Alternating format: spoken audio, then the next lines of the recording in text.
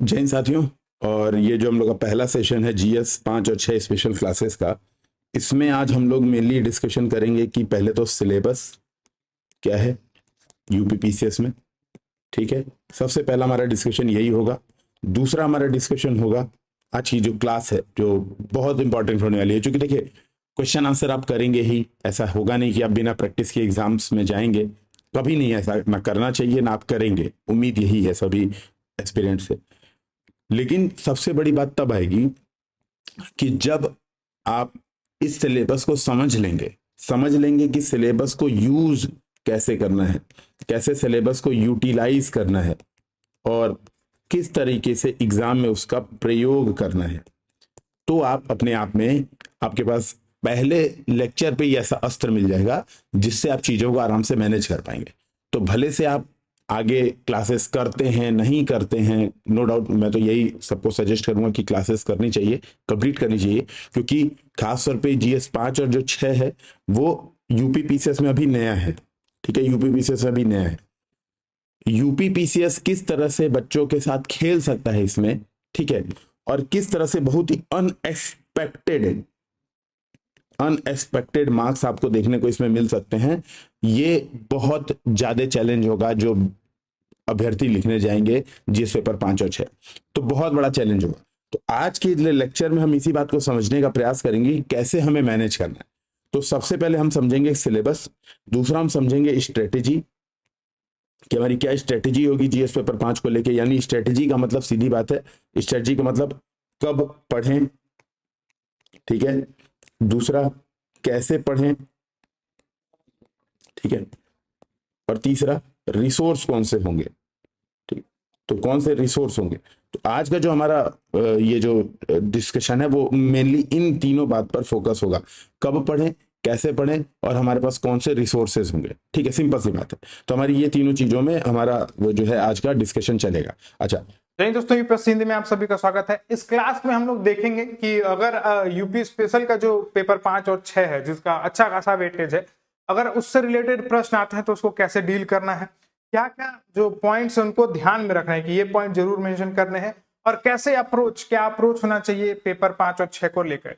ये जो वीडियो आप देखने जा रहे हैं अभी, इसमें पूरा यही डिटेल में चर्चा किया गया है। अगर इससे रिलेटेड आपको यूपीएससी हिंदी का कोर्स ज्वाइन करना है, पेपर 5 और 6 का पूरा कोर्स जिसमें पूरे टॉपिक्स को क्वेश्चन आंसर फॉर्मेट में कन्वर्ट करके बताया गया है, तो आप इन नंबर्स पे, दिए गए नंबर्स पे आप कांटेक्ट करके या तो व्हाट्सएप या तो कॉलिंग के माध्यम से, ये व्हाट्सएप का नंबर है 8840751912 और ये कॉलिंग का नंबर है, इस पे आप लेकर कॉल या व्हाट्सएप करके डिटेल ले सकते हैं।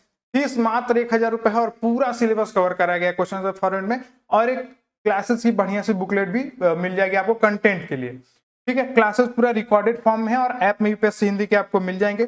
अन्य कोई भी जानकारी चाहिए तो एक बार पुनः नंबर नोट कर लीजिए 8840751912, इस पे व्हाट्सएप कर लीजिएगा। तो चलिए देखते हैं क्लास कैसी लगी, कमेंट करके जरूर बताइएगा। जय। अब जब मैं बात करता हूं सिलेबस की, जब हम लोग बात करते हैं सिलेबस की, तो आप देखिए जीएस पेपर 5 का सिलेबस है, ये आपके सामने है। ठीक है, और ये आपको मिल भी जाएगा, ये टेलीग्राम चैनल या जो भी उपलब्ध हमारे पास चीजें होंगी वहां पे आपको इसको प्रोवाइड करा दिया जाएगा। आप देखेंगे सिलेबस में सबसे पहले हमारा क्या काम करना होता है, पॉइंट्स काउंट कर लो। सबसे पहले 1 2 ऐसे पॉइंट्स काउंट कर लो, तो आपको जीएस पेपर 5 में 21 पॉइंट मिलेंगे। मैं 6 की आज बात नहीं करूंगा, आज हम लोग केवल बात करेंगे जीएस पेपर 5 की। 6 की हम बात बाद में किसी और क्लास में करेंगे। ठीक है, अभी हम पहले केवल 5 की बात करते हैं, क्योंकि हमारी 5 से हम स्टार्ट करेंगे। ये जीएस पेपर 5 और 6 की जो चीजें होंगी वो पेपर 5 से स्टार्ट होगी। ठीक है, तो आप देखोगे उत्तर प्रदेश, ठीक है, आप देखोगे उत्तर प्रदेश का इतिहास, सभ्यता, संस्कृति और प्राचीन नगर, सिलेबस का जो हिस्सा पढ़ना स्टार्ट करोगे, और ये वही डायरेक्ट उठाया गया जो लोक सेवा आयोग की जो वेबसाइट पे मिला है जीएस पेपर 5 का सिलेबस। ठीक है, चूंकि एग्जाम्स होने वाले हैं और जब एग्जाम्स होंगे तो ये बहुत बड़ा आपके सामने चैलेंज होने वाला है। ठीक है, जीएस पेपर 5 और 6 बहुत बड़ा चैलेंज होने वाला है। तो आप देखोगे उत्तर प्रदेश का इतिहास, सभ्यता, संस्कृति एवं प्राचीन नगर, इसके साथ वास्तुकला, महत्ता, रख रखाव, संग्रहालय, अभिलेखागार, पुरातत्व। यानी अगर मैं कुल मिला जुला के देखूं तो ये देखोगे, अगर मैं इसको शॉर्ट में तोड़ूं तो उत्तर प्रदेश की प्राचीन इतिहास प्लस आर्ट एंड कल्चर, इसको हम लोग ये बात कह सकते हैं कि भैया सिलेबस का पहला हिस्सा है प्राचीन इतिहास plus art and culture Uttar Pradesh का। ठीक है, कला एवं संस्कृति, ये हमारा पहला हिस्सा है, ठीक है। इसके बाद अगर देखोगे अगर दूसरा हिस्सा देखोगे सिलेबस का, तो इसी सिलेबस का जो दूसरा पार्ट है पेपर 5 का, तो दूसरा पार्ट क्या है? दूसरा पार्ट है मॉडर्न इंडिया, या हम कह सकते हो, इसको हम लोग लिख सकते हैं मॉडर्न यूपी, ठीक है। मॉडर्न यूपी का मतलब भैया अंग्रेज आए, ठीक है, अंग्रेज आए तो वहीं से माना जाता है कि आधुनिकता लेके आए, ठीक है। आधुनिकता मतलब तार्किकता, अब ये पता नहीं कैसे माना जाता है, लेकिन ठीक है, हम मान सकते हैं तार्किकता लेके आए, कानून का शासन लेके आए, ठीक है, नए मूल्यों की स्थापना की।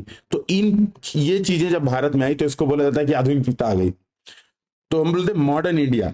जैसे जैसे मॉडर्न इंडिया हुआ वैसे वैसे यूपी भी मॉडर्न हुआ है, ठीक है। तो वैसे वैसे यूपी भी मॉडर्न हुआ है। तो आप देखोगे क्या सबसे बड़ी बात हमें मिल जाती है, 1857 से पहले और बाद में उत्तर प्रदेश का योगदान, तो क्रांतियों में उत्तर प्रदेश का योगदान।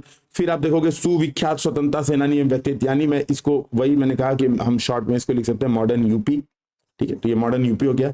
तीसरी सबसे महत्वपूर्ण बात क्या हो गई? तीसरी सबसे महत्वपूर्ण बात हो गई, आप देखोगे ये, इसको आप कह सकते हो, ये क्या है? ये भी एक तरह से जब हम त्योहार, मेले, संस्कृत, लोक नृत्य, भाषा, साहित्य की बात करते हैं तो ये चीजें क्या आ जाती हैं? आर्ट एंड कल्चर में आ जाती है, ठीक है। ये चीजें आर्ट एंड कल्चर में आ जाती है। और जब बात करते हैं ग्रामीण, शहरी और जनजातीय मुद्दे आ जाती है, सामाजिक संरचना की बात आ जाती है, तो ये चीजें आ जाती हैं सोसाइटी में। नो डाउट अब यहां पर एक और लिंकेज है जो हमें समझना पड़ेगा, और ये चीजें आपको एक्सपीरियंस से खुद समझ में आ जाएगी। जो हमारी सोसाइटी होती है और जो हमारा कल्चर होता है, ये अपने आप में डिफरेंट चीजें नहीं होती हैं। हमारा समाज ही हमारे कल्चर का प्रतिनिधित्व करता है। जैसे फॉर एग्जांपल मैं बात करूं कि मैं बजरंग बली का भक्त हूं, मान लो मैंने कहा कि मैं बजरंग बली का भक्त हूं, ठीक है, या मैं श्री कृष्ण की पूजा करता हूं, तो ये बेसिकली क्या है? ये है हमारे कल्चर को ही रिप्रेजेंट करता हुआ सोसाइटी। क्योंकि हमने ये चीजें, भाई हो सकता है मेरे मम्मी पापा ने ये चीजें सीखी होंगी, वहां से मुझे मिला हो, है ना। तो ये बात समझनी पड़ेगी कि जो पांचवा टॉपिक है, टॉपिक नंबर 5 है, वो है सोसाइटी इंक्लूडिंग कल्चर। तो सबसे पहले सिलेबस ऐसे ही समझिए। ये इस तरह से सिलेबस क्यों समझा रहे हैं, इसका एक सबसे बड़ा कारण ये है दोस्तों, ठीक है। अच्छा, पेन का कलर अगर नहीं समझ में आएगा तो एक बार बता देना आप लोग भी, ठीक है। तो हम लोग क्या करेंगे, इसको मतलब सही और सही तरीके से इसको कर देंगे, लेकिन उम्मीद है कि समझ में आएगा पेन का कलर, ठीक है। ऐसा कोई दिक्कत तो नहीं अभी देखने मिल रहा है, हाँ मुझे भी बहुत क्लियर दिख रहा है। तो समझिएगा मेरी बात। तो जब हमारा ये जो पॉइंट होगा, अब मैं इसको क्यों बोल रहा हूँ, आपको लगेगा सर ये हमें क्यों समझा रहे हैं, ये बहुत महत्वपूर्ण है ये चीज।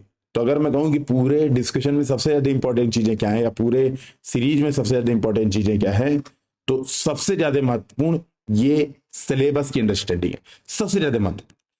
आप देखोगे जब मैं बात करता हूं इसकी सामाजिक संरचना, त्योहार, मेले, संगीत, लोक नृत्य, भाषा, साहित्य, सामाजिक प्रथाएं एवं पर्यटन, मान लो कोई क्वेश्चन आता है, आप सब लोग अब सिलेबस को हम क्यों समझते हैं? सिलेबस को समझने के पीछे हमारा सबसे बड़ा कारण होता है एग्जाम में आंसर लिखना। भाई बताओ, एग्जाम में आंसर लिखने के अलावा और कोई काम है जिसके कारण हम पढ़ाई कर रहे हैं? कभी नहीं, कोई और काम नहीं है। अगर मुझे आंसर लिखने आ जाए तो मैं पढ़ाई करना ही बंद कर दूंगा, सिंपल सी बात है। जब हम सिलेबस को समझते हैं, ठीक है, जब हम सिलेबस को समझते हैं तो एक सबसे महत्वपूर्ण चीज ये होती है कि हम लिंकेज करना शुरू कर देते हैं। तो मान लो अगर कोई प्रश्न आता है, सपोज ऐसा ही कोई प्रश्न आ जाता है कि मान लो उत्तर प्रदेश की सामाजिक संरचना, उत्तर प्रदेश की सामाजिक संरचना के बारे में बताइए। तो जब आप सामाजिक संरचना का आंसर लिख रहे हैं और आप बता रहे हैं कि देखो भैया जाति है ना, जनजाति है, ठीक है, जाति, जनजाति, है ना, जब इसके बारे में चर्चा कर रहे हैं, सामाजिक संरचना में इसके बारे में कर रहे हैं, आप क्या कर रहे हैं? वर्ग विभाजन, अमीर गरीब की बात कर रहे हैं, आप बात कर रहे हैं आजीविका की, है ना। सामाजिक संरचना क्या मतलब है? आजीविका की, यानी कृषि, अर्थव्यवस्था की आप बात कर रहे हैं, यानी किस तरह से आर्थिक गतिविधियों में लोग लिप्त हैं।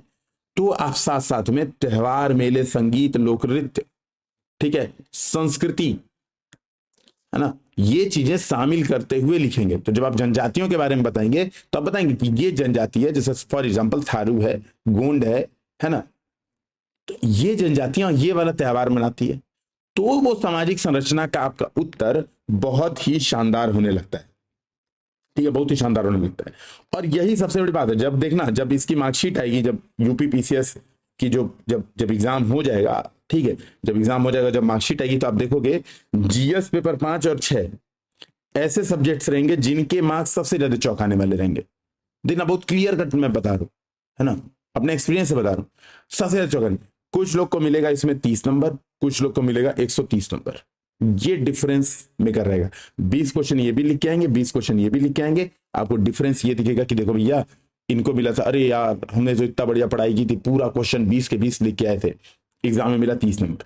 अरे यार पूरा पढ़ाई की थी, पूरा क्वेश्चन 20 के 20 लिख के आए थे और एक सही से नहीं लिख पाए थे, मिल गया 130 नंबर। ये डिफरेंस आपको कतई देखने मिलेगा। क्यों?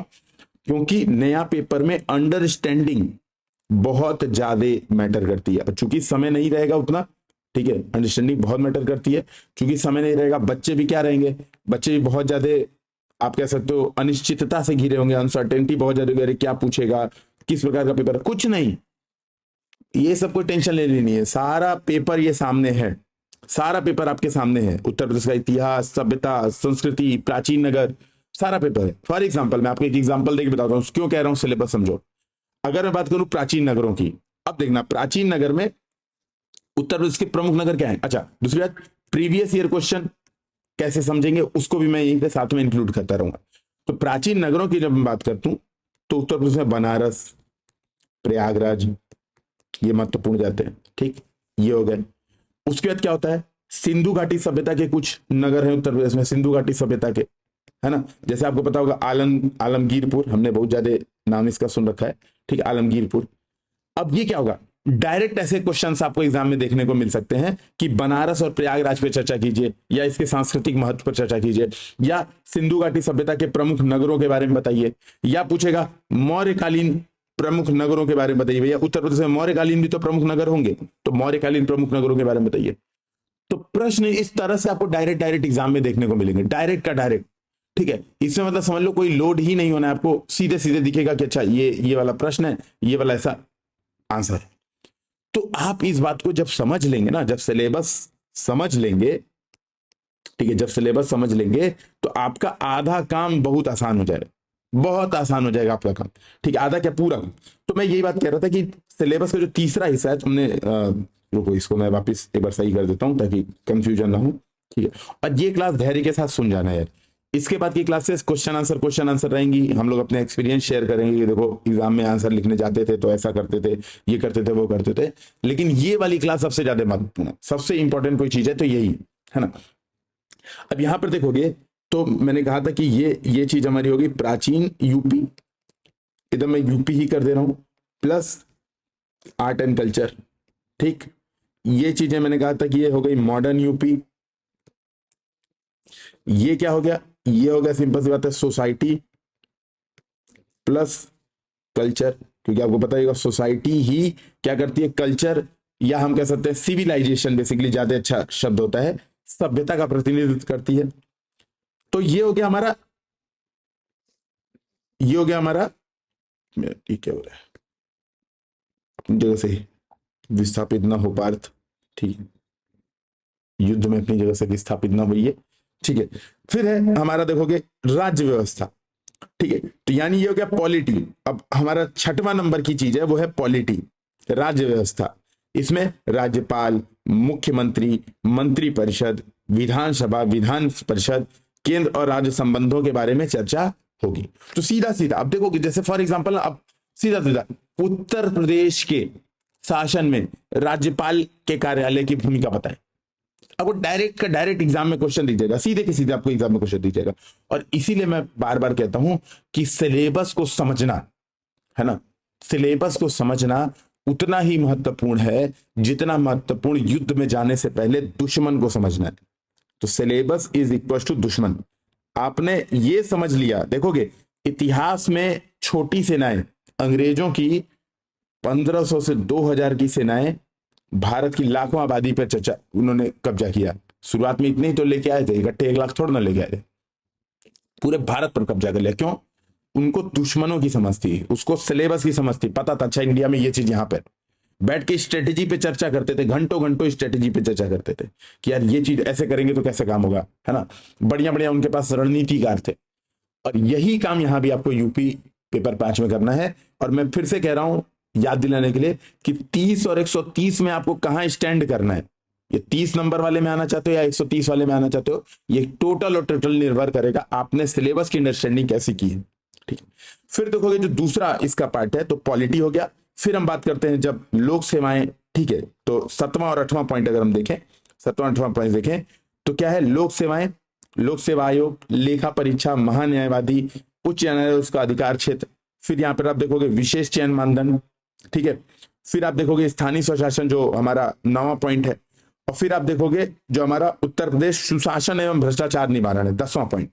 तो 7 8 9 10, ठीक है, 7 8 9 10 हो जाता है आपका गवर्नेंस का हिस्सा। या आप एक तरह से ऐसे कह सकते हो कि 6 और 7 हो गया आपका पॉलिटी का हिस्सा, 8 9 10 हो गया गवर्नेंस का हिस्सा। या मैं इसको इकट्ठे कंक्लूड कर देता हूं, ज्यादा बढ़िया रहेगा, क्योंकि हम पॉलिटी को गवर्नेंस से अलग नहीं कर सकते। ठीक है, जैसे जैसे आपकी समझ बढ़ेगी तो आपको ये समझ में आएगा कि पॉलिटी को गवर्नेंस नहीं अलग कर सकते। तो पॉलिटी एंड गवर्नेंस, ये हमारा हो गया सिलेबस का चौथा महत्वपूर्ण पॉइंट। तो इतिहास हो गया, इतिहास के बाद सोसाइटी हो गई, सोसाइटी के बाद पॉलिटी एंड गवर्नेंस हो गई। 3 हमारे महत्वपूर्ण पॉइंट ये हो गए। ठीक है, ये हमारे महत्वपूर्ण पॉइंट हो गए टॉपिक नंबर 10 तक। ठीक है, ये बात समझिएगा। अच्छा, इसके बाद अगर हम देखें जो हमारा नेक्स्ट महत्वपूर्ण पॉइंट है वो है भूमि सुधार और इसका प्रभाव। ठीक है, उत्तर प्रदेश में भूमि सुधार और इसका प्रभाव, इसको आप कह सकते हो ये इकोनॉमिक डेवलपमेंट। ठीक है, इकोनॉमिक डेवलपमेंट अगर खास तौर पे आप देखोगे, अगर आप देखोगे यूपीएससी का सिलेबस, मैं आपको प्रॉपर बता दे रहा हूं। ठीक है, यूपीएससी का अगर आप सिलेबस देखोगे, यूपीएससी का सिलेबस, तो वहां पे आपको दिखेगा जीएस पेपर 3, जीएस पेपर 3 का पॉइंट नंबर 7, जिसके पास हो सिलेबस एक बार ओपन कर ले। पॉइंट नंबर 7 जीएस पेपर 3 में वहां पे आपको दिखेगा भारत में भूमि सुधार। ठीक है, भारत में भूमि सुधार, वो डायरेक्ट के डायरेक्ट आपको वहां पे दिखेगा।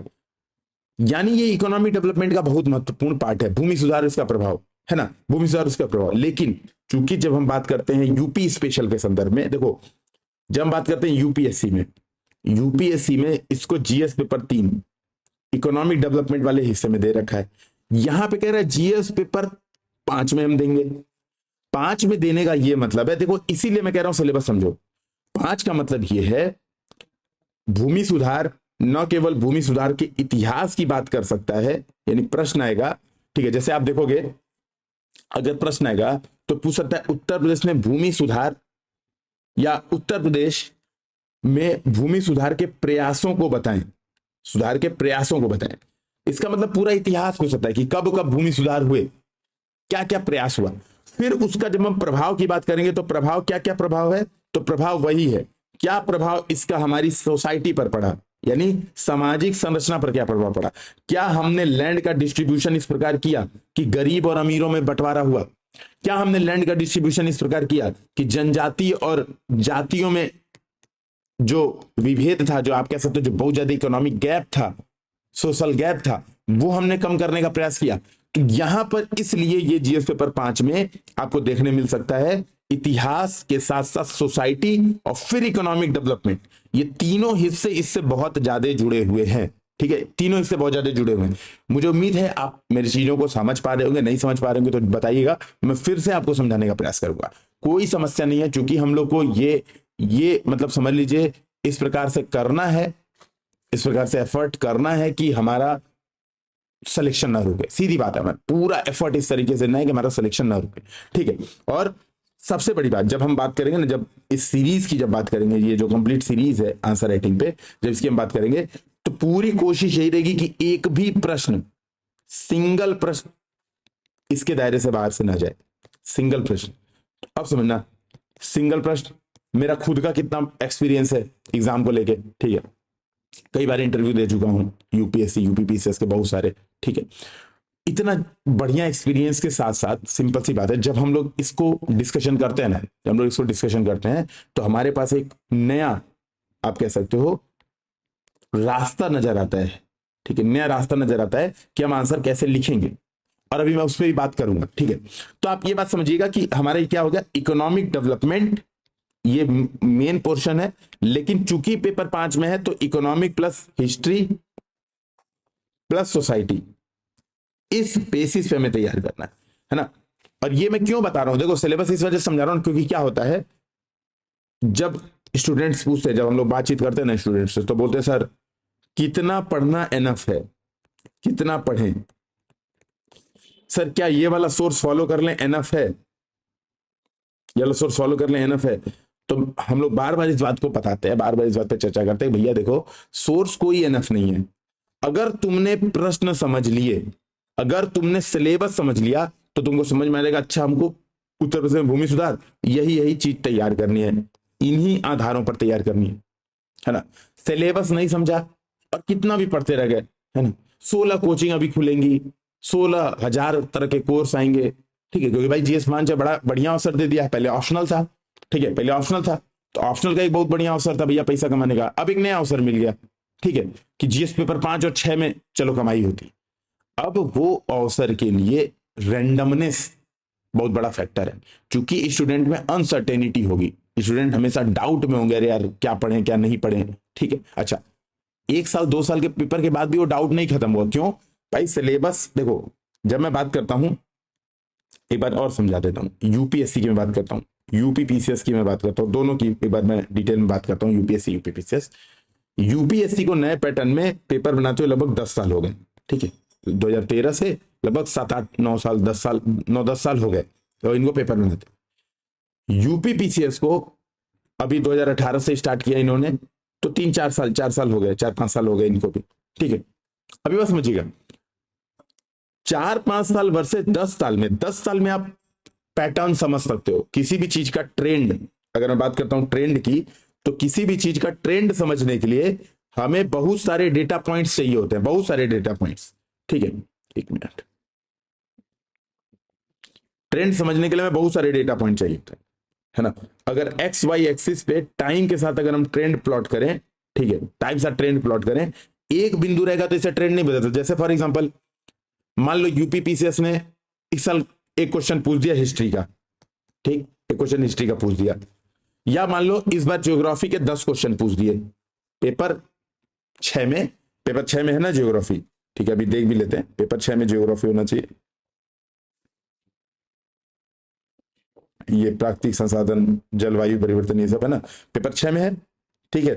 मत्स्य अंगूर ये सब बेसिकली अब मिक्स है बेसिकली, है ना, तो बहुत लोड नहीं लेना है, चिंता नहीं करना है, ठीक है। तो जब मैं बात करता हूं यहां पर, मान लो 10 क्वेश्चन पूछ दिया पेपर 6 में ज्योग्राफी का, तो अब लोग ट्रेंड बना देंगे, सर अगली साल भी 10 क्वेश्चन ज्योग्राफी से पूछेगा, ज्योग्राफी बहुत महत्वपूर्ण है, पता। तो यहां पे मैं प्लॉट कर रहा हूं नंबर ऑफ क्वेश्चन, अब एक बात समझना, नंबर ऑफ क्वेश्चन, तो 10 जो है पहली साल पूछ दिया 10, अगली साल पूछा मान लो, अब मान लो फिर से पूछ दिया 5, तो इसका मतलब ये भी नहीं है। अब क्या देखो, एक बात समझना, जो मूर्ख होगा वो सबसे पहले यही ट्रेंड बताएगा, पिछले साल 10 पूछा था, इस साल 5 पूछा है, अगली बार 2 पूछेगा, क्योंकि घट रहा है, घटता हुआ ट्रेंड दिख रहा है। भाई 2 पॉइंट से कभी भी ट्रेंड नहीं निकाला जाता है, ट्रेंड का मतलब ये होता है, सिंपल सी बात है, इसीलिए कहा जाता है कि बुद्धिमानी हमेशा चीजें, इसीलिए देखोगे ना इंजीनियर्स ज्यादा सेलेक्ट होते हैं, क्योंकि इंजीनियर्स ये सब पूर्वानुमान ऐसे नहीं लगाते हैं, फैक्ट बेसिस पे लगाते हैं। तो पहले साल 10 पूछा, अगले साल मान लो 5 पूछा, फिर मान लो 12 पूछ लिया, फिर मान लो 8 पूछ लिया, एक एवरेज आउट हम करते हैं कि यार हर साल 8 से 9 क्वेश्चन पूछ रहा है, इस बेसिस पे हम तैयारी करते हैं। एक साल कुछ पूछ दिया, मान लो पहले साल पेपर कराया यूपी पीसीएस ने, कुछ भी पूछ दिया, दूसरे साल पेपर कराया कुछ भी पूछ दिया, इसकी वजह से ट्रेंड नहीं डिसाइड होगा। तो यूपी पीसीएस का जो ट्रेंड है वो 4-5 साल मिनिमम, जब यूपी स्पेशल के पेपर हो जाएंगे तब पता चलेगा, अच्छा ऐसे प्रश्न पूछ रहे हैं। क्यों? अभी उनके पास नया नया सिलेबस है, 21 पॉइंट है पेपर 5 में, 21 पॉइंट में वो केवल मान के चलो शुरुआत के हर सिलेबस के, जैसे अब देखना उत्तर प्रदेश के इतिहास, सभ्यता, संस्कृति और प्राचीन नगर से, जैसे अगर मुझे पेपर बनाना रहे तो इतिहास, सभ्यता, संस्कृति, प्राचीन नगर से 4 क्वेश्चन डायरेक्ट यहीं से बना दूंगा, फिर पॉलिटी में 4 क्वेश्चन यहां से बना दूंगा, लेखा परीक्षा, लोक सेवा आयोग, उत्तर प्रदेश लोक सेवा आयोग की भूमिका बताइए, मुख्यमंत्री के कार्यालय की भूमिका बताइए, ठीक है, यहां पे बता दूंगा मुख्य सचिव की भूमिका के बारे में बताइए, है ना, तो 2 प्रश्न यहां से बना दूंगा, ठीक है। फिर यहां से सुरक्षा से जुड़े मुद्दे, उत्तर प्रदेश की सुरक्षा से जुड़े गंभीर मुद्दे कौन है ये बता दीजिए। समझिएगा मेरे पास जो मैं कहना चाह रहा हूं, कि मैं क्या करूंगा, मैं 3-3 पॉइंट, 2-2 पॉइंट सेलेक्ट करके बना दूंगा। अगले साल जब फिर से पेपर बनाना रहेगा तो मैं यहां से 2 पॉइंट सेलेक्ट कर लूंगा, यहां सेलेक्ट कर लूंगा। जब 5-6 साल हो जाएंगे, जब हमारे 5-6 साल हो जाएंगे, तब हमें एग्जैक्ट समझ में आएगा, अच्छा यूपी पीसीएस क्या करके पेपर बनाए। तब तक के लिए जो क्लासेस हैं, ठीक है, तो ये आने वाले 4-5 सालों के लिए समझ लीजिए ये जो क्लासेस हैं इतनी इंपॉर्टेंट हुई, क्योंकि हम हर चीज की बराबर तैयारी करेंगे। हम पेपर देने जा रहे हैं, हम किसी भी दुश्मन को कमजोर मान के तैयारी नहीं करेंगे। हाँ, कमजोर निकल जाए बात अलग है भाई, हलवा छापे तुम पेपर बना दिया तो बढ़िया है, यहां पे हम पढ़ेंगे भी पूरे एक्सपीरियंस के साथ। तो हम ऐसा करेंगे भी नहीं कि हलवा छाप, है ना, हलवा छाप जो है चीजें करें, हम ये काम करेंगे भी नहीं, है ना। हम क्या करेंगे, पूरे एक्सपीरियंस के साथ ऐसी प्रिपरेशन करेंगे, इन चीजों को मैनेज करेंगे कि आने वाले 4-5 सालों में, ठीक है, मान के चलो आपको आने वाले 4-5 सालों में आपको बस क्या करना रहेगा, ये क्लासेस प्लस करंट अफेयर्स, इन क्लासेस के साथ केवल करंट अफेयर्स आपको ऐड करना पड़ेगा, केवल और केवल करंट अफेयर्स। तो मान लो सपोज उत्तर प्रदेश में शिक्षा प्रणाली है, मान लो उत्तर प्रदेश में शिक्षा प्रणाली है, और मैंने मान लो डिस्कशन किया, सपोज मैंने यहां पे डिस्कशन किया, है ना, शिक्षा नीति, भारत की शिक्षा नीति और शिक्षा विषय की सूची का है, मैंने ये सब डिस्कशन किया। अब मान लो उत्तर प्रदेश सरकार कोई स्कीम लेते आती है, कोई स्कीम लेते आती है शिक्षा पर, है ना, या असर की रिपोर्ट आती है और उसमें बताता है कि यूपी की रैंक एकदम फर्स्ट रैंक आ गई, ठीक है, यूपी एकदम फर्स्ट रैंक पे आ गया असर की रिपोर्ट में। तब आपको ये चीज अपने इस क्लासेस में ऐड करना पड़ेगा, बस, ठीक है, ये ऐड करना पड़ेगा। अच्छा, इसकी भी चिंता मत करिएगा, क्या होगा, जो भी पढ़ाएगा उस समय, ठीक है, मान लो मैं पढ़ाऊं या जो भी व्यक्ति पढ़ाए, ठीक, जो भी पढ़ाएगा वो क्या करेगा, इन करंट अफेयर्स को ऐड करवा देगा, बात खत्म। तो लोड ही नहीं लेना, एकदम शांत चित्त होके केवल इन क्लासेस को कंप्लीट करना, आपको जीएस पेपर 5 की इन क्लासेस को कंप्लीट करना है। तो अब वापिस हम आते हैं सिलेबस को समझते हैं। तो अब देखिएगा, तो हमारा क्या हो गया, ये इकोनॉमिक डेवलपमेंट हो गया। जब बात आती है इकोनॉमिक डेवलपमेंट की, ठीक है, जहां पे होता है विकास वहीं पर होता है उग्रवाद, जहां पर होता है विकास वहीं पर होता है उग्रवाद। क्यों, कुछ लोग होंगे, देखो यही बात जैसे जैसे हमारी समझदारी बनती है तो हम समझते जाते हैं। अब इसीलिए आ जाता है सुरक्षा से जुड़े मुद्दे, सुरक्षा और आर्थिक व्यवस्था आपस में गंभीर रूप से जुड़े। क्यों, आर्थिक विकास होता है तो दो चीजें होती हैं, पहली बात कुछ लोगों को उसका फायदा होता है और कुछ लोगों को उसकी क्षति पहुंचती है। फॉर एग्जांपल, मान लो आपकी हाईवे पे जमीन थी, ठीक है, 5 डिसमिल आपकी जमीन थी, उसका प्राइस था 500 करोड़, ठीक। अब वो जमीन आ गई हाईवे के अंदर, सरकार ने हाईवे एक्सटेंड किया, वो जमीन आ गई हाईवे के अंदर, ठीक। अब पूरी की पूरी आ गई, सरकार ने आपको मुआवजा दिया, तो ये तो 500 करोड़ तो ये मार्केट प्राइस था, ठीक है, मार्केट प्राइस था, लेकिन सर्किल रेट था इसका 5 करोड़। सरकार ने बोला हम 4 गुना मुआवजा देंगे भैया सर्किल रेट का, तो आपको मिल रहा है 20 करोड़, मिलना चाहिए था 500 करोड़ भाई, मार्केट रेट इतना ज्यादा था। आप यही सोचे बैठे थे यार हमने 500 करोड़ की संपत्ति बना ली, ये वो, है ना, भौकाल उसी तरह का आपका भौकाल था, और तबले मिल रहा है 20 करोड़। तो आप क्या करोगे, आप आंदोलन पे आओगे, आप धरना प्रदर्शन करोगे, लोगों को इकट्ठा करोगे, और वहीं पर ये बात समझिए उग्रवाद, वहीं पर होगा क्या, क्रांति वाला माहौल, वहीं पर होगा सिक्योरिटी रिलेटेड इश्यूज। और आप देखोगे हमेशा कुछ लोग डिमांड करते हैं कि हमारी तरफ विकास बहुत कम है, खासतौर पे आप देखोगे नक्सलिज्म जहां पर बहुत ज्यादा है, तो उनकी क्या डिमांड है कि हमारी तरफ कुछ विकास ही नहीं हुआ है, आदिवासी क्षेत्र में आप लोग कब्जा किए जा रहे हो। तो हमेशा देखोगे सुरक्षा से जुड़ा मुद्दा आ जाएगा आर्थिक विकास के बाद, और यहीं पर देखो, है ना, यहीं पर देखो उत्तर प्रदेश में 12वां जो टॉपिक है सुरक्षा से जुड़े मुद्दे, जिसमें पहला ही टॉपिक है उग्रवाद के प्रसार और विकास के बीच संबंध। तो सबसे पहला टॉपिक यही है कि भैया उग्रवाद के प्रसार और विकास के बीच क्या संबंध है, क्या संबंध है, ये पहला ही टॉपिक है। और यहां पर आप समझोगे कि कैसे हमें मैनेज करना है, ठीक है, कैसे हमें मैनेज करना है कि भैया, है ना, विकास और उग्रवाद में क्या संबंध होगा, ठीक है। दूसरा, बाह्य राज्य, फिर वही सुरक्षा वाला मुद्दा, बाह्य राज्य और अंतरराज्यीय सक्रियकों से आंतरिक सुरक्षा के लिए चुनौतियां पैदा करने में संचार, है ना। अच्छा, ये इंग्लिश हिंदी दोनों में होनी चाहिए थी, ठीक है। अच्छा, एक बात मैं बोलूंगा, परेशान मत होना, जैसे इंग्लिश मीडियम वाले आज अभी तुरंत परेशान हो जाएंगे, कमेंट करने लगेंगे, पूरा वीडियो लेक्चर पहले सुन लेना, ठीक है। कल से जब क्लासेस होंगी, नेक्स्ट क्लासेस में इंग्लिश हिंदी दोनों मटेरियल रहेंगे, ठीक है। आज पता नहीं, मैंने शायद, हाँ, टाइपिंग में भी मिस्टेक हो गई हो, ठीक है, में भी टाइपिंग मिस्टेक हुई हो, कुछ ऐसी दिक्कत हुई हो, कोई इस बात के लिए लोड नहीं लेना है, ठीक है, इस बात के लिए लोड नहीं लेना है। हम लोग क्या करेंगे, हिंदी इंग्लिश दोनों मटेरियल यूज करेंगे, ठीक है। तो फ्लो में, क्योंकि ये बड़ी स्क्रीन है, दिख रहा है। और अभी हम लोग कुछ ऐसा सिलेबस का, मतलब जब मैं लिख रहा हूं, देखो मैं लिख रहा हूं तो दोनों यूज कर रहा हूं, history, society, society culture, civil, तो उसके लिए परेशान नहीं होना है। बस मैं ये कहना चाह रहा हूं कि लोड मत लीजिएगा, आपको दोनों मीडियम में चीजें डिस्कशन होंगी, लोड मत लीजिएगा, ठीक है। फिर देखोगे networks, media, social networking sites, है ना, कि भैया उत्तर प्रदेश में उग्रवाद में व्हाट्सएप क्या भूमिका निभा सकता है, कैसे कोई दंगा फसाद होता है तो व्हाट्सएप के माध्यम से अफवाहें फैलाई जाती हैं, कैसे नए नए सोशल मीडिया जो साइट्स हैं, जैसे आपको फॉर एग्जांपल टेलीग्राम है, फॉर एग्जांपल रेडिट है, रेडिट पुराना है, ठीक है, दोनों ये पुराने हो चुके हैं, ठीक है, रेडिट है, और बहुत सारे social networking site, for example Instagram, for example आपने सुना होगा द ओनियन राउटर, टॉर, इसको आईपी एड्रेस ट्रैक कर पाना इसका संभव नहीं है, ट्रैक कर पाना इसका संभव नहीं है। तो द ऑनियन रूटर जैसी जो वेबसाइट्स हैं, तो इनकी क्या भूमिका है उत्तर प्रदेश की सुरक्षा में, सुरक्षा में, तो सुरक्षा से जुड़े मुद्दे में ये बहुत महत्वपूर्ण रहता है। खास तौर पे जब हम बात करते हैं जब हम बात करते हैं तो न्यू एंड इमर्जिंग टेक्नोलॉजी की बात करते हैं, एनईटी, या इसको कई बार जब हम बड़े शब्दों में देते हैं तो एनईएसटी की बात करते हैं, new and emerging science and technology. तो जो नई और सामने आ रही, इमर्जिंग का मतलब इमर्जिंग प्लेयर, देखें रुको, इमर्जिंग की हिंदी एक बार देख लेते हैं ना, तो कहेंगे सर हिंदी मीडियम वाले कहेंगे सर आपने हिंदी,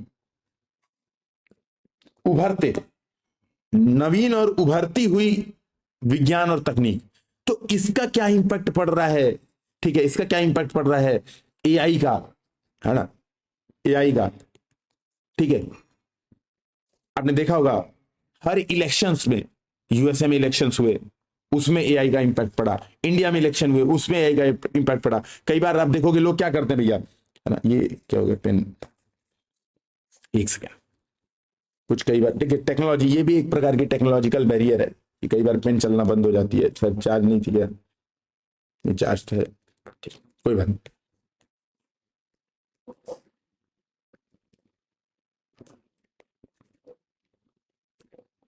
अच्छा अच्छा, अब चलेगा, वो ढीला हो गया था। तो मैं ये कहना चाहता हूँ एआई, आप देखोगे क्या होता है, डीप फेक का यूज होता है, डीप फेक, और डीप फेक का जब यूज होता है तो क्या करते हैं, किसी का भी चेहरा कुछ भी लगा के कोई बात कर सकते हैं। जैसे हो सकता है कि भविष्य में आपको किसी आईएएस अधिकारी, है ना, आईएएस अधिकारी का चेहरा लगा के कोई वीडियो मिल जाए जिसमें वो देश विरोधी बातें कर रहा हो, आपको लगे अरे बड़ा फेमस व्यक्ति है ना, पता चलेगा कि अरे डीप फेक से बनाया गया था, है ना। तो ये बहुत बड़ा खतरा आ रहा है सिक्योरिटी से रिलेटेड, इसमें दंगे भड़काने की बहुत ज्यादा क्षमता होती है ना, कहीं पे गौ हत्या दिखा देते हैं, हो सकता है पाकिस्तान का वीडियो हो गौ हत्या करता हुआ और इंडिया में दिखा दिया, भड़का दिया लोगों को, तो ये बात समझिएगा। फिर तीसरा जो सिक्योरिटी का पॉइंट है वो है साइबर सुरक्षा के बुनियादी नियम, है ना, बेसिक जो रूल्स हैं साइबर सिक्योरिटी के, काले धन को वैध बनाना मतलब मनी लॉन्ड्रिंग, मनी लॉन्ड्रिंग और इसकी रोकथाम, जब हम ये बात समझते हैं कि मनी लॉन्ड्रिंग और इसकी रोकथाम उत्तर प्रदेश के विशेष संदर्भ में, तो हमें ये बात समझना पड़ेगा कि इस पर आंसर राइटिंग कैसे करेंगे, तो उत्तर प्रदेश में कौन से ऐसे क्राइम्स हैं, कौन सी ऐसी इंडस्ट्रीज हैं जो इनको लिंक कर पाती है, जो काले धन को वैध बनाने के काम आती है। फॉर एग्जाम्पल, मैं नो डाउट मैं किसी पे क्वेश्चन नहीं खड़ा कर रहा हूं, लेकिन जनरली ऐसा माना जाता है जैसे रेस्टोरेंट, जैसे कोचिंग इंस्टीट्यूशंस, ये क्या होती हैं, ये बहुत बड़ी, आप देखोगे दिल्ली में बड़ी बड़ी कोचिंग्स हैं, वो क्या करती हैं, काले धन को व्हाइट बनाने का काम कर सकती है, मैं ये नहीं कह रहा हूं करती है भाई, मैं जानता नहीं हूं जो चीज, तो मैं क्यों बोलूं, लेकिन उनमें करने की बहुत ज्यादा क्षमता होती है। फॉर एग्जाम्पल, मैं आपको एक एग्जाम्पल से बताता हूं, एक कोचिंग है एक्स, ठीक, एक कोचिंग मान लो उसका नाम है एक्स, उसने क्या किया, कोई भी खतरनाक तरीके से अर्जित 100 करोड़ रुपए लिया, ठीक है, 100 करोड़ रुपए लिया, उसने क्या किया, दिखाया कि हमारे यहाँ 1000 बच्चे पढ़ते हैं, फीस सबकी 1 लाख है, ठीक है, तो 10 करोड़ रुपए हो गई ना, 10 करोड़ रुपए दिखा दिया, है? तो 10 ही करोड़ मान लो लिया, 100 करोड़ ज्यादा हो जाए, 10 करोड़ रुपए लिया, क्योंकि फीस ज्यादा आगे पीछे करके, मतलब ये हो जाता है कागजों पर कुछ भी हो सकता है, 10 करोड़ लिया फीस, इसमें क्या किया, बस 18% जीएसटी पेड कर दिया, बाकी बाकी चीजें जो 10 करोड़ था वो खर्चा भी दिखा दिया। जीएसटी पेमेंट करते ही बाकी पैसा क्या हो गया, वाइट हो गया, वाइट हो गया। तो ये क्या हो गया, काले धन को सफेद बनाना। जीएसटी पे किया, बच्चे नहीं थे, ओरिजिनल बच्चे नहीं थे, लेकिन क्या हुआ, ये मनी वाइट हो गई, उसके अकाउंट में आ गई। अब वो इसका खर्चा कर सकता है, इसको यूटिलाइजेशन कर सकता है, इससे जमीन खरीद सकता है, इससे लोगों को कुछ मतलब कुछ भी काम कर सकता है, आप समझ। तो ये बहुत महत्वपूर्ण चीज है कि कैसे हम इस बात को समझें उत्तर प्रदेश के विशेष संदर्भ में कि काले धन को वैध बनाया जाता है। और न केवल, अब समझना, सिलेबस समझते समय, ठीक है, सिलेबस समझते समय न केवल अंडरस्टैंडिंग हो बढ़िया, बल्कि क्या हो, लिंकेज भी बहुत बढ़िया हो। ये बात भी समझिएगा, बहुत महत्वपूर्ण है लिंकेज, एक टॉपिक से दूसरे टॉपिक का बीच, टॉपिक 1 से टॉपिक 2। तो जैसे अभी तक हमने जितनी चीजें देखी, कैसे हमारा पॉलिटी एंड गवर्नेंस है ना, तो जैसे साइबर सुरक्षा के बेसिक रूल्स, बुनियादी नियम, क्या उत्तर प्रदेश सरकार ने कोई इसके लिए नीति लाई है, साइबर सुरक्षा नीति? क्या उत्तर प्रदेश सरकार ने ले, तो क्या भारत सरकार की कोई नीति चल रही है? उत्तर प्रदेश सरकार किस प्रकार से लागू कर रही है? क्या उत्तर प्रदेश सरकार कोई साइबर डोम जैसा, जैसे आपने पता होगा केरल है ना, केरल में साइबर डोम, ये यूपीएससी में क्वेश्चन आ चुका था, फिर यूपीपीसीएस ने भी अगले साल ही पूछ दिया, साइबर डोम जैसी कोई प्रोजेक्ट चला रही है? तो ये आपको बहुत महत्वपूर्ण देता है, इस बात को ध्यान रखना, ठीक है। फिर है विभिन्न सुरक्षा बल, एजेंसियां और उनके शासनादेश, अधिकार पत्र, ठीक है। फिर वही बात आ जाती है, विभिन्न सुरक्षा बल और एजेंसियां, है ना। तो जैसे यहाँ पे आप देखोगे सिविल डिफेंस है, उत्तर प्रदेश पुलिस है, पुलिस सबसे बड़ी सुरक्षा बल है, ठीक है। तो उत्तर प्रदेश पुलिस हो गई, सिविल डिफेंस हो गई, ये आप देखोगे। सीमावर्ती क्षेत्रों में सुरक्षा चुनौतियां, उनका प्रबंधन, संगठित अपराधों का आतंकवाद से संबंध। तो डायरेक्ट आपको देखिएगा यूपीएससी का सिलेबस, यूपीएससी का सिलेबस अगर सीधे सीधे देखोगे, पॉइंट नंबर 20 देखोगे तो यही है यूपीएससी का syllabus, GS paper 3 point number 20, सीधा सीधा यही है, ठीक है। फिर ये देखोगे कानून व्यवस्था और नागरिक अधिकार सुरक्षा, civil right protection Uttar Pradesh में, और क्या है, लॉ एंड ऑर्डर, कानून व्यवस्था, ठीक है। तो लॉ एंड ऑर्डर, अब इस पे बात आती है, तो कौन सी एजेंसी है लॉ एंड ऑर्डर का प्रोटेक्शन कर रही है, ठीक, कौन सी एजेंसी? पुलिस, क्या एनसीसी भी हेल्प कर रही है? क्या सिविल डिफेंस की कुछ यूनिट्स हैं, होमगार्ड्स हैं, है ना। इन चीजों के बारे में जानना बहुत महत्वपूर्ण जाता है, क्योंकि डायरेक्ट सिलेबस के प्रश्न बन सकते हैं। फिर स्वास्थ्य और चिकित्सकीय मुद्दे, शिक्षा प्रणाली, ठीक है, उत्तर प्रदेश की शिक्षा प्रणाली, विकास में उत्तर प्रदेश की भूमिका, भारत के विकास में उत्तर प्रदेश की भूमिका, ये क्या आ जाता है, इंटरनल सिक्योरिटी के बाद ये फिर से क्या रहा है, इकोनॉमिक डेवलपमेंट की बात आ जाती है, ठीक है, इकोनॉमिक डेवलपमेंट की बात आ जाती है। यहां पर आ जाती है सिक्योरिटी प्लस जस्टिस की बात आ जाती है, न्याय, ठीक है। फिर देखोगे यहां पर मिशन, है ना। अब यहां पर आ जाता है करंट अफेयर्स, ये सबसे बड़ा अफेयर है, जो अगला 17वां पॉइंट है, करंट अफेयर्स, उत्तर प्रदेश का करंट अफेयर्स। और जब बात करते थे समसामयिक घटनाएं, तो ये बड़ा ओपन हो जाती है, बहुत ओपन एंडेड चीजें हो जाती हैं। किस चीज को समसामयिक मान रहा है? क्या कहीं पर कोई प्रोटेस्ट हो रहा है, उस प्रोटेस्ट को हटाने के लिए कोई कार्यवाही हो रही है, तो क्या उसको समसामयिक मान सकते हैं, है ना। सीएए लागू हो रहा है, कहीं पे धरना प्रदर्शन हुआ, उसको समसामयिक घटना मान सकता है। माननीय मुख्यमंत्री जी कहीं दौरे पे गए, उसको भी समसामयिक मान सकता है, ठीक है। तो छोटी से छोटी महत्वपूर्ण बात को समसामयिक मान सकता है। इसको हम कैसे प्रिपेयर करेंगे, ये भी इस सिलेबस में समझेंगे, लेकिन अब ध्यान रखना है। अब ये बात समझिए क्या होता है ना। यहां पर मैं बहुत इंपॉर्टेंट चीज आपको बता देता हूं, इसमें बहुत कंफ्यूजन होता है बच्चों को, सर क्या पढ़ें, करंट अफेयर्स पूरा ही दे दिया सर, क्या हर चीज पढ़ डालें करंट अफेयर्स के लिए, तो कितना न्यूज़पेपर उत्तर प्रदेश का फॉलो करें? और क्या जो जिला आधारित न्यूज है, तो भाई उत्तर प्रदेश में कितने जिले हैं, 75, तो 75 जिले के सबके डेली न्यूज पढ़ें क्या, है ना। 75 जिले के डेली न्यूज पढ़ेंगे तो समसामयिक घटनाएं हो जाएंगी उत्तर प्रदेश की। तो इसका आंसर है नहीं, नहीं मेरे भाई, ऐसे नहीं करना है। कैसे करना है? अब देखो, समसामयिक घटना वही पढ़नी है जो इससे रिलेटेड हो। जैसे शिक्षा प्रणाली, मान लो शिक्षा में कोई उत्तर प्रदेश सरकार कोई नीति लागू करती है, कोई स्कीम लागू करती है, कोई वेबसाइट बनाती है, वेबसाइट बोल रहा हूं, वेबसाइट बनाती है, कोई ऐप बनाती है, कोई शिक्षकों के लिए नियम लाती है, शिक्षकों के लिए नियम, जैसे सेल्फी विथ क्लास, कोई ऐसा नियम लाती है, तो वो हमें उत्तर प्रदेश की समसामयिक घटनाएं हो जाती है। स्वास्थ्य एवं चिकित्सकीय मुद्दे, क्या कोई कानून है स्वास्थ्य रिलेटेड?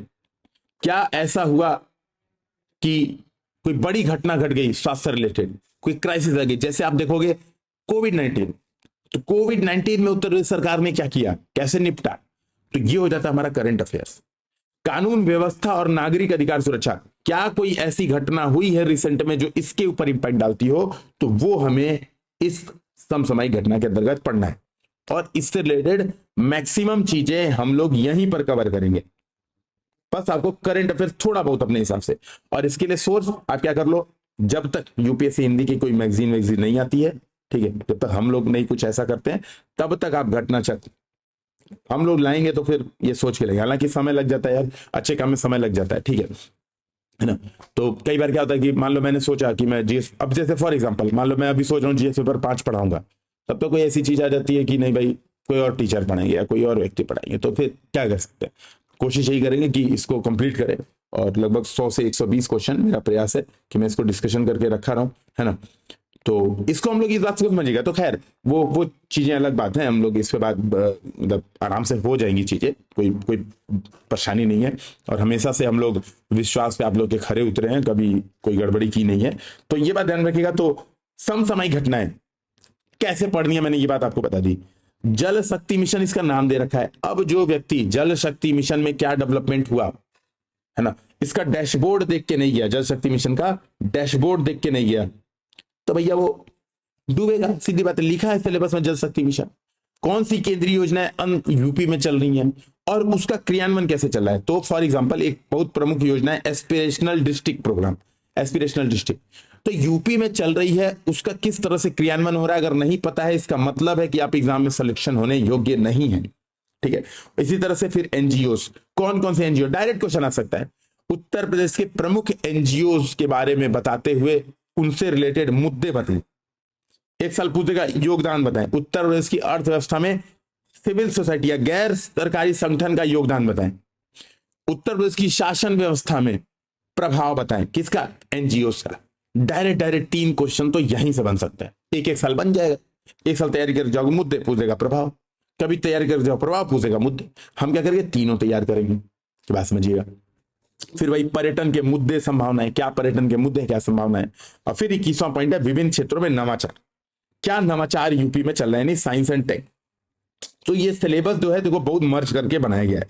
तो मैंने यही कहा कि आज हम लोग 5 की चर्चा करेंगे, 6 पे चर्चा नहीं करेंगे। पहले वापिस आता हूं यहां पर कि देखो नया सिलेबस है, सबसे महत्वपूर्ण सिलेबस पूरी तरह से नया है। हमने पहले यह समझा कि कैसे इसको यूज करना है और कैसे समझना है, तो हमने पहले सिलेबस को समझा।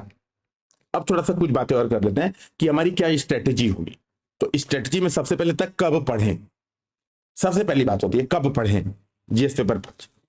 तो रैंडम, जब अब मान लो एक बिगिनर है जिसको 2029 में एग्जाम देना है, ठीक है, 2029 में मान लिया मैंने एग्जाम, बहुत सारे बच्चे इसे सर हमें 2040 में एग्जाम देना है सर, कैसे करें प्रिपरेशन, कैसे स्टार्ट करें सर, मैं चाहता हूं अभी से सब पढ़ के एकदम कमाल कर दूं, है ना, एकदम कमाल कर दूं, तो सर कैसे क्या होगा। तो उनके लिए ये सजेशन है, आप अभी नहीं पढ़ोगे, कभी भी तैयारी की स्टार्ट ना, भाई नया नया पेपर आया, बड़ा एक्साइटिंग है, लोगों को लगेगा सबसे पहले यही कर ले, कुछ परेशानी की बात, एकदम हड़बड़ाने की जरूरत नहीं है कि सबसे पहले यही करना है। सबसे पहले क्या करना है, बिल्कुल शांत चित होके, बिल्कुल कूल होके, सबसे पहले हमें जीएस पेपर 1 to 4 तैयार करना है। पेपर 1 to 4 सबसे पहला हमारा काम है। क्यों, आप देख पाओगे जब हम 5 की मैंने बात की, तो 5 को मैंने इसीलिए जानबूझकर इसी तरीके से तोड़ा, ठीक है, इसीलिए मैंने जानबूझकर इस तरीके से तोड़ा कि आपको क्लियर कट दिखे कि ओहो ये तो भैया पेपर 1 2 3 4 ही है। क्या था, प्राचीन भारत की जगह प्राचीन यूपी है, यही तो है, प्राचीन भारत की जगह प्राचीन यूपी दिख रहा है, मॉडर्न भारत की जगह modern UP, society culture civil organisation, या आप कह सकते हो, है ना, सिविलाइजेशन की जगह क्या है, यूपी का है, पॉलिटियन गवर्नेंस इंडिया की जगह क्या है, यूपी की पॉलिटियन गवर्नेंस है। जब आप सारी चीजें, ठीक है, जब आप सारी चीजें इस प्रकार से कर लेते हो, अब यहां पर समझिएगा, जब आप सारी चीजें इस प्रकार से कर लेते हो कि आपको इंडिया का सब पता है, देखो सबसे बड़ी बात है इंडिया का सब पता है, तो आपको क्या करना है, केवल यूपी स्पेसिफिक फैक्ट्स ऐड करने होते हैं, पहली चीज। दूसरी चीज, यूपी स्पेसिफिक टॉपिक्स ऐड करने होते हैं। तो फैक्ट्स का मतलब क्या हो गया, जैसे अब ये बात मैं और क्लियर समझा देता हूं कि कैसे करना है। तो जैसे अब मैं बात करूं यहां पर जल शक्ति मिशन, जल शक्ति मिशन, जब हम भारत के संदर्भ में, जब हम यूपीएससी की, तो जो स्टूडेंट यूपीएससी की तैयारी कर रहे हैं, ठीक है, जो एस्पिरेंट्स यूपीएससी की तैयारी कर रहे हैं, ठीक है, तो वो क्या कर रहे हैं, वो देखो, जब यूपीएससी की आप तैयारी कर रहे हो तो आप क्या कर रहे हो, आप यूपीएससी की तैयारी करने के दौरान जल शक्ति मिशन को ओवरऑल देख रहे हो कि भारत में जल शक्ति मिशन का यहां यहां ऐसा ऐसा क्रियान्वयन हुआ, ये कर रहे हो। लेकिन जब बात करते हैं यूपी में, जब बात करते हैं यूपी के पेपर में, तो हम देखेंगे यूपी के किन जिलों में, या हम यूपी के मैप में देखेंगे किस एरिया में सबसे बढ़िया क्रियान्वयन हुआ है, किस एरिया में सबसे कम क्रियान्वयन हुआ है। हम इस बेसिस पे, सॉरी नीचे चला गया था, इस बेसिस पे प्रिपरेशन करेंगे कि हमने यूपी का मैप बनाया, हमने देखा भैया इस एरिया में, ठीक है, इस एरिया में बढ़िया से हुआ है काम, इस एरिया में खराब काम हुआ है ना। हाई हाई प्रपोर्शन ऑफ जल शक्ति मिशन, लो प्रपोर्शन, सॉरी उल्टा कर दिया, हाई प्रपोर्शन ऑफ जल शक्ति मिशन, लो प्रपोर्शन ऑफ जल शक्ति मिशन। हम इस बेसिस पे फैक्ट्स की तैयारी करेंगे, फैक्ट्स की प्रिपरेशन करेंगे, ठीक है। तो पहली बात तो यूपीएससी प्लस फैक्ट। दूसरी चीज मैंने कहा टॉपिक्स। तो टॉपिक्स का क्या मतलब हुआ, जैसे अब देखो पहला ये टॉपिक है, जैसे यहां पर है ना, उत्तर प्रदेश का इतिहास, सभ्यता और संस्कृति। अब मुझे तैयार करना है, सबसे पहले मैं ये करूंगा, सभ्यता की बात कर रहा है, सभ्यता। तो सभ्यता में सबसे पहली सभ्यता कौन सी है भारत की, तो सबसे पहली सभ्यता है सिंधु घाटी सभ्यता। तो तैयार करते मेरा पहला प्रश्न यही होगा, पहला प्रश्न ही तैयारी में यही होगा कि सिंधु घाटी सभ्यता, सिंधु घाटी सभ्यता का उत्तर प्रदेश में विस्तार बताएं, इसमें विस्तार पर चर्चा करें, ठीक है। दूसरा इसी प्रकार से दूसरा क्वेश्चन, उत्तर प्रदेश में सिंधु घाटी सभ्यता के प्रमुख नगरों का विश्लेषण करें, नगरों का विश्लेषण करें। तो सीधे सीधे क्या हो गया ना, मतलब डिस्कस इंपॉर्टेंट या analyse important city of Indus valley civilisation, ठीक है। इंग्लिश मीडियम टेंशन ना लेना, समझने पे ज्यादा फोकस करना इंग्लिश मीडियम। और मैं इंग्लिश मीडियम वालों से एक बात तो और बहुत क्लियर बताता हूं, हिंदी तो आपको जनरल हिंदियां देनी ही है, ठीक है, तो भाग तो सकते नहीं हो, ठीक है। मैं गारंटी दे रहा हूं इससे बढ़िया क्लासेस आपको पूरे हिंदुस्तान में नहीं मिलेगी यूपी स्पेशल्स की, बहुत क्लियर कट ये बात बताता हूं। तो हमें क्या करना है, इस बात को ध्यान रखना है, ठीक है। तो प्रमुख नगरों का विश्लेषण, ठीक है, प्रमुख नगरों का विश्लेषण, analyse of important Indus valley civilisation, है ना, या आपके important city of Indus valley civilisation inside UP, extension of Indus valley civilisation in UP, ये भी पूछ सकता है, सिंधु घाटी सभ्यता का उत्तर प्रदेश में विस्तार बताएं, ठीक है। तो ये अपने आप में क्वेश्चन बन सकता है। तो जब मैं प्रिपरेशन करूंगा तो यूपी के टॉपिक्स की अलग से तैयारी कर लूंगा और फैक्ट्स की अलग से तैयारी कर लूंगा, प्लस अब तीसरी बात है, तो मैंने क्या किया, कब कर, मैंने ये बता दिया कब करना है। तो 1 से 4, जीएस 1 से 4 सबसे पहले पढ़ना है, तो इसको नहीं भागना है। देखो भाई सब में 200 नंबर है ना, नो डाउट, मैंने प्रेडिक्शन जैसा मैं कर रहा हूं कि 30 से 130 इसमें देखने मिलेगा, ठीक है।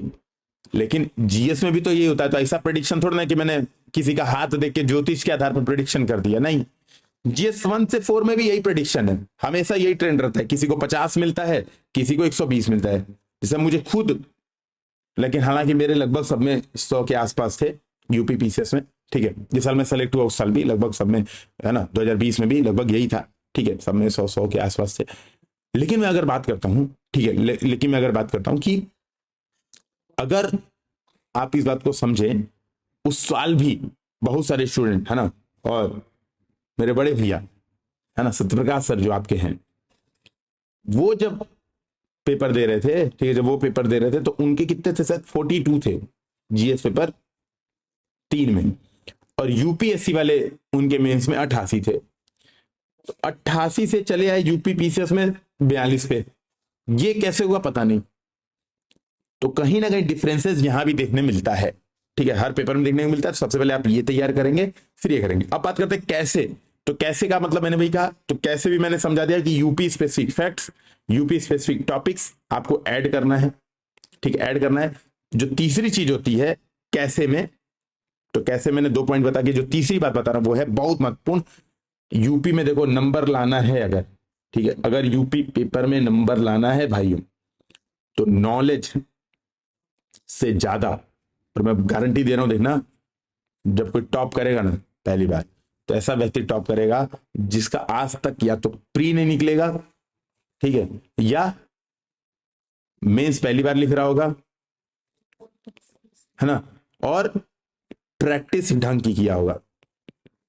क्योंकि नॉलेज से ज्यादा, है ना, मेरा आप क्यों एग्जाम में उतना इंपैक्ट नहीं पड़ता है ना, पेपर में उतने नंबर क्यों नहीं आते हैं, अब समय के साथ नॉलेज हो गया है, ठीक है, नॉलेज हो गया। यूनिकनेस बहुत महत्वपूर्ण है। आप किस तरह से यूनिकनेस ला रहे हो, किस तरह से यूनिकनेस ला रहे हो, कैसे आप प्रेजेंटेशन अच्छा कर रहे हो, प्रेजेंटेशन पे काम कैसे अच्छा कर रहे हो, ठीक है। जैसे मैंने वही कहा, जल शक्ति मिशन अगर मान लो पूछा है, एक बच्चा आंसर लिख रहा है कि जल शक्ति मिशन में उत्तर प्रदेश में ऐसा ऐसा क्रियान्वयन हुआ, इस एरिया में ऐसे क्रियान्वयन हुआ, इसमें ऐसे क्रियान्वयन हुआ, और एक बच्चे ने क्या किया, यूपी का ऐसा मैप बनाया, है ना, मैं जनरली ऐसा बनाता हूं, आप लोग थोड़ा ढंग का बना लेना, बताया कि देखो ईस्ट यूपी में ऐसा क्रियान्वयन हुआ है, वेस्ट यूपी में ऐसा क्रियान्वयन हुआ है, बुंदेलखंड का एरिया एकदम ही अछूता रह गया, यहाँ पे बहुत जरूरी है क्रियान्वयन करना बट सही से हो नहीं पा रहा है। अब उस बच्चे को भैया नंबर मिलने ही मिलने हैं, जो मैप्स बना रहा है, जो डायग्राम्स बना रहा है, उसको नंबर कोई माई का लाल काट नहीं सकता, है ना, माई का लाल जय किशन कोई उसका नंबर काट ही नहीं सकता, माइकल जैक्सन, है ना, कोई नंबर नहीं काट सकता, ठीक है। जिसने, फिर कैसे की बात, तीसरी बात करूं, प्रीवियस ईयर क्वेश्चन। आप सर यूपी स्पेशल पेपर में नहीं, प्रीवियस ईयर क्वेश्चन की क्या बात कर रहे हैं, अरे तो चाचा 2018 से हमारे पास, 2018 से हमारे पास यूपी के क्वेश्चन तो हैं जो मेंस में पूछे हुए हैं, जो मेंस में पूछे हुए हैं। जैसे फॉर एग्जांपल एक मैं क्वेश्चन की बात करता हूं, बुंदेलखंड, बुंदेलखंड का सांस्कृतिक क्षेत्र के रूप में चर्चा करें, यह क्वेश्चन यूपी पीसीएस ने 2018 में पूछा, ठीक है, सांस्कृतिक क्षेत्र के रूप में चर्चा करें, यानी discuss Bundelkhand as a cultural region, cultural region, ये यूपी पीसीएस ने पूछा 2018 में। अब भाई आप जा रहे हो अगर एग्जाम देने यूपी पीसीएस का, है ना, क्यों, यहां पे है देखो, वापस सिलेबस को अगर देखो क्या है, संस्कृति, प्राचीन नगर, ठीक, ये हो गया पहली बात, पेपर 5 में ही, पेपर 5 में ये होगा। कल्चरल रीजन हालांकि अब मेरे हिसाब से पूछना चाहिए तो पेपर 6 में पूछना चाहिए, क्योंकि कल्चरल रीजन सामान्यतः ये ज्योग्राफी का हिस्सा है, ठीक है। ये उत्तर प्रदेश का भूगोल, भौगोलिक स्थिति, उच्च संरचना, जलवायु, सिंचाई, खनिज, कल्चरल रीजन के सब पार्ट होते हैं, परिवहन तंत्र, औद्योगिक विकास, ये सब कल्चरल रीजन के पार्ट होते हैं, मैं समझाऊंगा, प्राकृतिक संसाधन, ये सब कल्चरल रीजन के पार्ट होते हैं, मैं बता भी रहा हूं शॉर्ट में, चिंता मत करें। जब बात आती है, ये प्रश्न आया है यूपी पीसीएस में और आप एग्जाम देने जा रहे हो, और आप गए एग्जाम देने और आपने क्या किया, इसको ही टॉपिक छोड़ दिया, तब आप बर्बाद हो, कुछ भी पढ़ लोगे नहीं काम बनेगा। तो बुंदेलखंड ऐसा कल्चरल रीजन पूछा है तो आपको अवध ऐसा कल्चरल रीजन, आपको पूर्वांचल ऐसा कल्चरल रीजन, आपको वेस्ट यूपी ऐसा कल्चरल रीजन अपने आप से तैयार करके जाना है। तो 3 चीजें अपने मन से अब तैयार करके जाना है, east UP, west UP, Purvanchal, ये पूरा प्रॉपर आपको ये सही तरीके से खुद से करके जाना है एज अ कल्चरल रीजन। और जब हम इसको समझेंगे तो इसके पहले हम ये बात समझेंगे, और इस नो डाउट ये जो पेपर 5 का डिस्कशन होगा तो पहले दिन ही हम ये क्वेश्चन ही यहीं से स्टार्ट ही करेंगे। तो बुंदेलखंड, अब चूंकि हमारे पास लिमिटेशन है भाई, हम 100 से 120 क्वेश्चन यहाँ पे आपको करवाएंगे, 150 तक मान लो करवा लेंगे ही तो, लेकिन थोड़ा तो आपको क्वेश्चन नो डाउट सबसे इंपॉर्टेंट वाले यहीं करा देंगे, तो आपको सारे क्वेश्चन तो यहीं से मिल जाएंगे, लेकिन हाँ भाई थोड़ा बहुत मैंने वही कहा कि फैक्ट्स, थोड़ा बहुत डेटा। अब जैसे मैं 4 क्वेश्चन अलग अलग करवाऊं कि Purvanchal as a cultural region आपको लिखवाऊं, west UP as a cultural region लिखवाऊं, Awadh as a cultural region लिखवाऊं, उसमें मैं बुंदेलखंड करवा दे रहा हूं क्योंकि डायरेक्ट आने के चांसेस हैं, और 1-2 थोड़ा बहुत फैक्ट आप अपने मन से देखेंगे। जैसे जब हम कल्चरल रीजन लिखेंगे तो कल्चरल रीजन का मतलब होता है मानव, हम स्टार्ट भी करते हैं अभी, नो डाउट कि अभी हम लोग क्वेश्चन प्रॉपर फॉर्मेटिंग सही से रख के कंटेंट के साथ करेंगे तो परेशान मत होइए, लेकिन मैं एक बात आपसे बहुत भरोसे के साथ कहना चाहता हूं, कंटेंट से ज्यादा महत्वपूर्ण है ये क्लासेस। ईयरफोन लगा के केवल सुन लीजिए क्लासेस, आपका काम बन जाएगा, ठीक है, ईयरफोन लगा के क्लासेस सुन लेंगे आपका काम बन जाएगा। इसीलिए हमने इसको रिकॉर्डेड वे में रखा है, लाइव नहीं करते। जैसा जब आपके पास समय हो, पेपर 1 2 3 4 पढ़ के जब बोर हो रहे हो तब इसको ईयरफोन लगा के सुनो, काम बन जाएगा। तो मानव प्लस जो रीजन होता है, यही आपस की अंतर क्रिया से, तो ह्यूमन प्लस पर्यावरण या रीजन या क्षेत्र, ये जब आपसी इंटरेक्शन करते हैं, अंतर क्रिया करते हैं, तो ये बनाता है क्या? Cultural region. अब जिसको ये बात समझ में आ गई, बात समझ में आ गई, ठीक, वो आपको क्लियर करा देगा कि ये देखो कल्चरल रीजन में यही यही पॉइंट सीख रहे हैं। तो क्या होता है? रीजन यानी पर्यावरण का क्या हिस्सा है? तो जलवायु, संसाधन, ये सब हो गया पर्यावरण का हिस्सा। मानव का हिस्सा क्या है? इतिहास। मानव का हिस्सा क्या है? उद्योग क्या लगा रहा है, ये तो हो गया मानव का हिस्सा। तो बुंदेलखंड में, बुंदेलखंड का इतिहास क्या रहा, बुंदेलखंड का वर्तमान क्या चल रहा है, ये हो गया मानवीय हिस्सा। जलवायु और ये सब कैसा है, कृषि कौन कौन सी हो रही है, ये हो गया मानव और रीजन की अंतरक्रिया, कौन सी कृषि हो रही है, कौन से उद्योग लग रहे हैं, क्या हो गया मानव रीजन की अंतरक्रिया हो गई। तो ये बात आपको बतानी है बुंदेलखंड ऐसे कल्चर रीजन। हम इस पर डिस्कशन करेंगे डिटेल में, चिंता मत करें। तो यानी कैसे करने में सबसे एक महत्वपूर्ण बात क्या आ गई? जीएस 1 to 4 के बाद, जीएस 1 to 4 के बाद आपको क्या करना है? प्रीवियस ईयर क्वेश्चन आधारित प्लस सिलेबस आधारित। तो जैसे मान लो जो लोग ये बैच में नहीं भी हैं, वो क्या कर सकते हैं? वो सिलेबस बेसिस पे खुद से प्रश्न बनाइए 200-300, उसके फैक्ट्स तैयार करिए और आंसर राइटिंग कीजिए, आपका प्रिपरेशन हो जाएगी। बात करते हैं लास्ट सोर्सेस की, कि क्या सोर्सेस होंगे, ठीक है, जीएस 5 और 6 के लिए क्या सोर्सेस होंगे, है ना। मैं यही सजेशन दूंगा, ये क्लासेस अपने आप में, क्लासेस अपने आप में कंप्लीट है,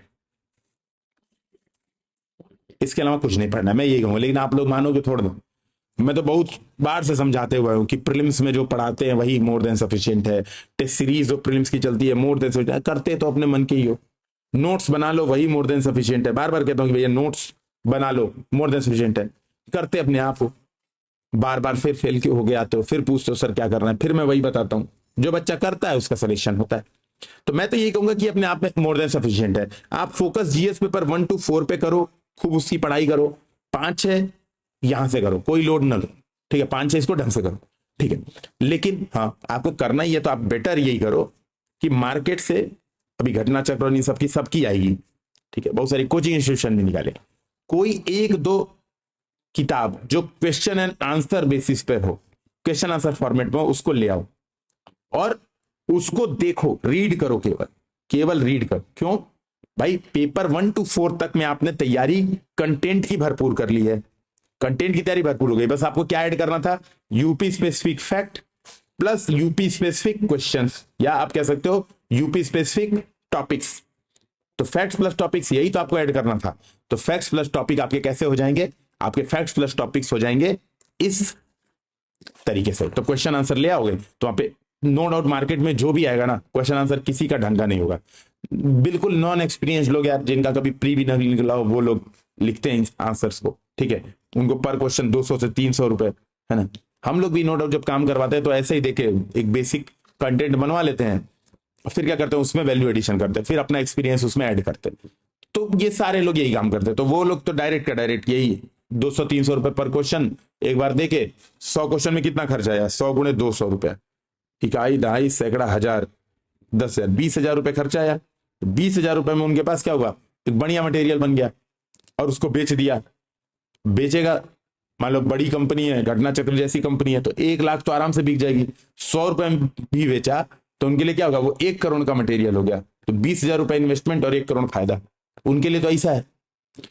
तो वहां पे क्वालिटी आपको ढंग की नहीं मिलेगी, लेकिन हाँ फैक्ट्स मिल जाएंगे। तो जो बच्चा लिखेगा वो क्या करेगा? गूगल सर्च कर करके, तो जो काम आप करोगे फैक्ट्स इकट्ठा करने का, टॉपिक्स इकट्ठा करने का, गूगल सर्च कर करके, तो वो काम सारा वो क्या कर देगा? आपको बुक में मिल जाएगी।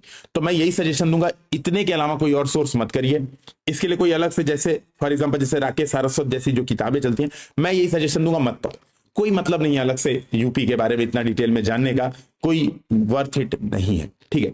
तो जीएस 1 to 4 प्लस ये चीज मेरे हिसाब से यही रणनीति रहनी चाहिए। मुझे एग्जाम देना रहेगा तो मैं ऐसे ही दूंगा, ठीक है। और नो डाउट सेलेक्ट भी ऑलरेडी एक बार हो चुका हूं, ठीक है। यूपीपी से 2020 में मेरा सिलेक्शन हुआ भी था, कहीं ना कहीं मैं यूपीएससी की ही प्रिपरेशन करता था, तब भी हो गया था सिलेक्शन। तो इस बात को फोकस करते हुए हम प्रिपरेशन करेंगे, ठीक है। तो नेक्स्ट क्लास से हम सीधे क्वेश्चन आंसर स्टार्ट करेंगे जीएस 5 का। पहले हम 15-20 क्वेश्चन इसको करते हैं डिस्कशन, फिर हम लोग मिलते हैं नेक्स्ट क्लास में। जय हिंद, जय भारत।